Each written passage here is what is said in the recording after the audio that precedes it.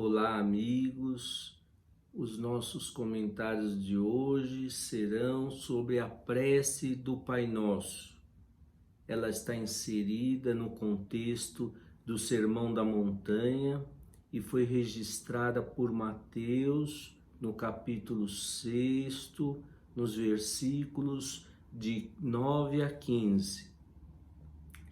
Indagado por um de seus discípulos de como deveríamos nos dirigir a Deus, Jesus, após explicar qual deveria ser a nossa postura íntima quando buscarmos a conexão com Deus, diz para orarmos assim: Pai nosso que estás nos céus.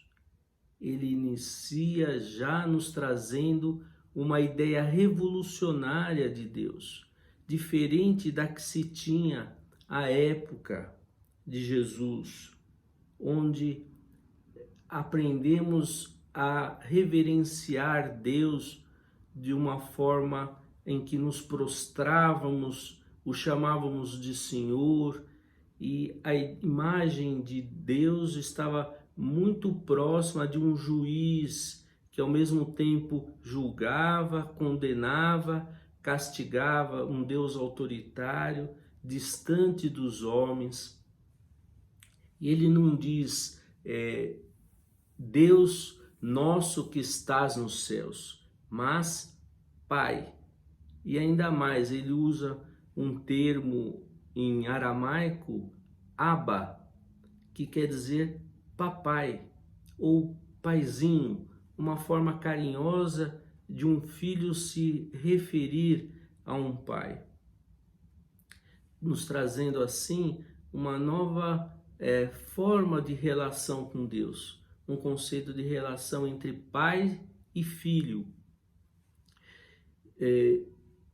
Jesus nos ensina a entrar em comunicação com Deus, não tanto pelas vias do intelecto, porque nos falta ainda elementos para podermos compreender a natureza íntima de Deus por esse prisma.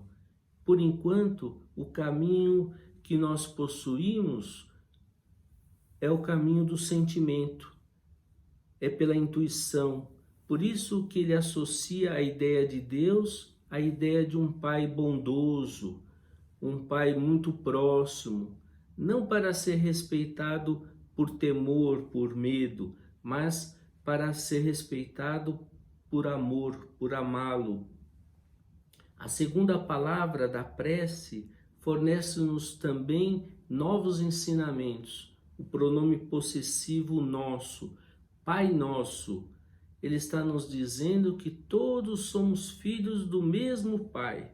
Portanto, que todos somos irmãos e as nossas relações com os nossos semelhantes deve ser uma relação fraterna, de irmandade. Se eu chamo na prece de Pai Nosso e no dia a dia vivencio situações em que eu coloco Deus como se fosse uma exclusividade minha, eu estou apenas repetindo palavras sem ter realmente um significado interno. Jesus acrescenta, Pai Nosso que estás nos céus. Reparem que nessa frase ela não está no singular. Se estivesse no singular, seria referência a um lugar. No plural, ela está demonstrando que Deus está em toda parte, que Deus é onipotente. Estando Deus em todo lugar, qualquer lugar é o céu. Agora, nós só vamos compartilhar desse ambiente celestial se nós estivermos em sintonia com Deus. Se sintonizamos com Deus quando nós vivenciamos as leis divinas. E segue a prece Jesus ensinando, santificado seja o teu nome. Ora, Deus é perfeito, Deus é absoluto, Deus é o próprio amor, a própria bondade, a própria justiça. Santificar, Deus é redundância. Existem elementos diversos que nos ampliam a compreensão dessa parte da oração. Se vocês observarem o modo do verbo ser aqui colocado, seja, nos traz novos ensinos. Se nós tivéssemos no presente do indicativo, a frase seria: santificado é o teu nome. O modo indicativo é o modo da certeza, da objetividade. Se falamos que assim seja, nós estamos usando então o modo subjuntivo, que é aquele modo em que não há uma determinação, uma ação para ocorrer depende de outra situação. Dizendo que assim, santificado seja o teu nome, significa que nós que demonstramos a santificação do nome de Deus através dos nossos atos, através das nossas condutas, quando vivemos as leis divinas que estão inscritas na nossa própria consciência. E a prece continua: venha a nós o vosso reino, seja feita a vossa vontade, na terra e nos céus, no céu. Onde está o reino de Deus? Jesus já nos havia ensinado que o reino de Deus está em cada um de nós. Dizia ele: vós sois o templo do Deus vivo. Quando dizemos venha a nós o vosso reino, é como se quiséssemos dizer para que as potencialidades divinas que existem em cada um de nós, que elas desabrochassem. As experiências da vida encarnada são estímulos para que essas potencialidades se desenvolvam. O reino de Deus não é algo que venha pronto, é uma construção de cada dia, é um esforço em buscarmos o nosso aprimoramento e o nosso alinhamento com as leis naturais. A vontade divina, que invariavelmente deseja a nossa felicidade, a nossa evolução, ela é uniforme em ambas as realidades da vida, a realidade material e a realidade espiritual. Vejam que a palavra céu aqui está no singular, demonstrando a uniformidade da vontade divina em qualquer plano da vida. A seguir, começamos a ver na prece elementos da vida material. O pão nosso de cada dia, dai-nos hoje.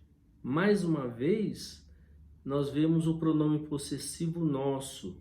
Nós estamos pedindo sustento para todos.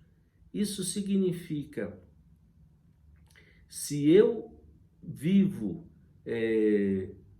de uma forma acumulativa, pensando exclusivamente em mim, eu estou sendo incoerente com aquilo que eu estou rezando, que eu estou pedindo.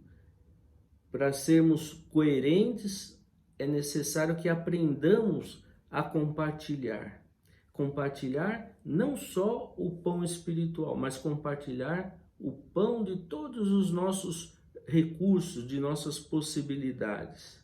Aqui, o pão também tem uma simbologia que representa o conhecimento, inclusive o autoconhecimento, pois à medida que vamos conhecendo as nossas limitações, as nossas deficiências, é o primeiro passo para podermos transformá-los educá-los e desenvolvermos de fato as nossas potencialidades divinas.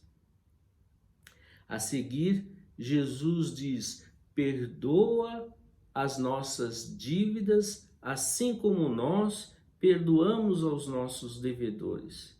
Aqui Jesus coloca uma regra, uma condição de nós sermos perdoados na medida em que perdoarmos aos nossos devedores.